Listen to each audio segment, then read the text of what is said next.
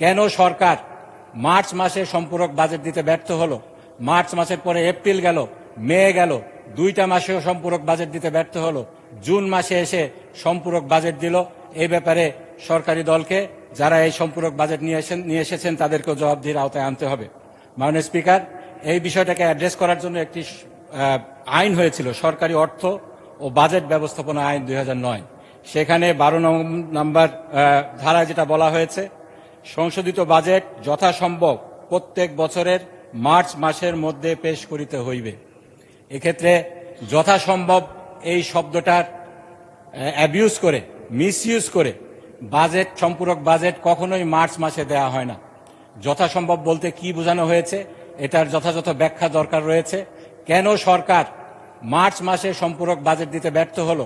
March মাসের পরে April গেল, মে গেল, 2টা মাসেও সম্পূরক বাজেট দিতে ব্যর্থ হলো।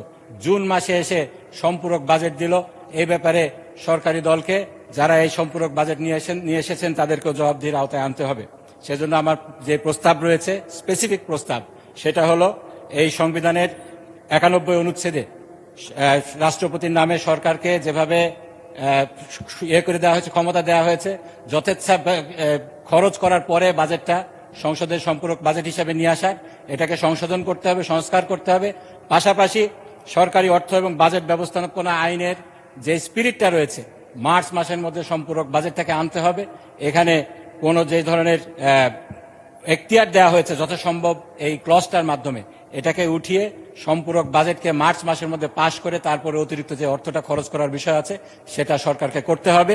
আমি সেজন্য যেটা বলছি, এটাকে যেহেতু এই খাতে 12,500 কোটি টাকা অতিরিক্ত খরচ করা হয়েছে, জাতি জানতে চায় এটা কোন খাতে খরচ করা হয়েছে।